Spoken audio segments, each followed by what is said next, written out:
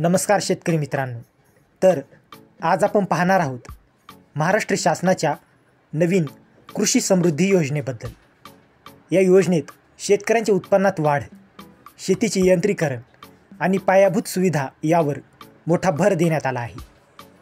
तर या योजनेचा मुख्य उद्देश म्हणजे भांडवली गुंतवणूक वाढवणे, उत्पादन खर्च कमी करणे, उत्पादकता वाढवणे, पीक विविधीकरण आणि मूल्य साखळी मजबूत करणे, हवामान अनुरूप शेतीला चालना देणे आणि सर्वात महत्त्वाचे म्हणजे शेतकऱ्यांचे उत्पन्न वाढवणे.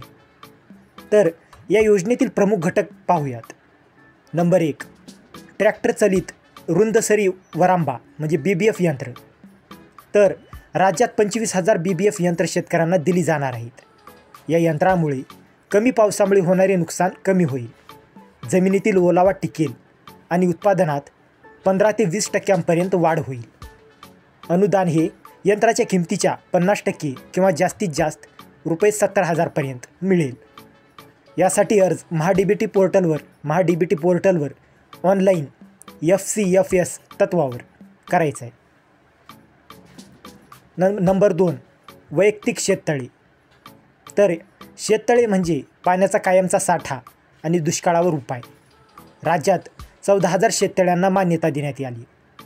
यासाठी अनुदान 100% शेतकरी स्वतःच्या नावावर जमीन असणे बंधनकारक आहे.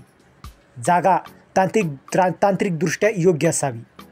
अर्ज महाडीबीटी पोर्टलवर ऑनलाईन करायचा आहे. नंबर 3, शेतकरी सुविधा केंद्र. तर राज्यात 2,778 शेतकरी सुविधा केंद्रे उभारली जाणार आहेत.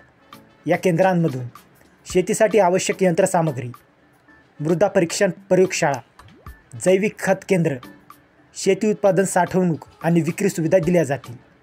एका केंद्रासाठी कमाल 1.80 कोटींपर्यंत अनुदान मिळेल. नंबर 4, मुख्यमंत्री शेतकरी ड्रोन योजना. तर राज्यातील शेतकऱ्यांना आता ड्रोनच्या मदतीने आधुनिक शेतीची संधी. एकूण 5,000 ड्रोन राज्यात दिले जाणार आहेत. कृषी पदवीधरांना 50% किंवा ₹5 लाखपर्यंत अनुदान. इतर लाभार्थ्यांना 40% किंवा ₹4 लाखपर्यंत अनुदान. ड्रोनमुळे फवारणी, खत टाकणे आणि शेती निरीक्षण अधिक सोपे होणार. तर यासाठी अर्ज प्रक्रिया, या सर्व योजनांसाठी अर्ज महाडीबीटी पोर्टलवर ऑनलाईन करायचा आहे. पहिले अर्ज करणाऱ्याला प्राधान्य म्हणजे FCFS तत्व असे दिले जाणार आहे. तर कृषी समृद्धी योजना ही खरंच शेतकऱ्यांसाठी समृद्धीचा नवा मार्ग आहे. या योजनेतून शाश्वत शेती, रोजगार निर्मिती आणि आधुनिक तंत्रज्ञानाचा वापर वाढणार आहे. तर मग शेतकरी बांधवांनो, ही संधी नक्की घ्या. हा व्हिडिओ आवडला असेल तर व्हिडिओला लाईक करा, शेअर करा आणि असेच माहितीचे व्हिडिओज पाहण्यासाठी आपल्या चॅनलला सबस्क्राईब करा. तर मित्रांनो, भेटूया अशाच एका माहितीच्या पुढच्या व्हिडिओमध्ये. जय हिंद, जय महाराष्ट्र.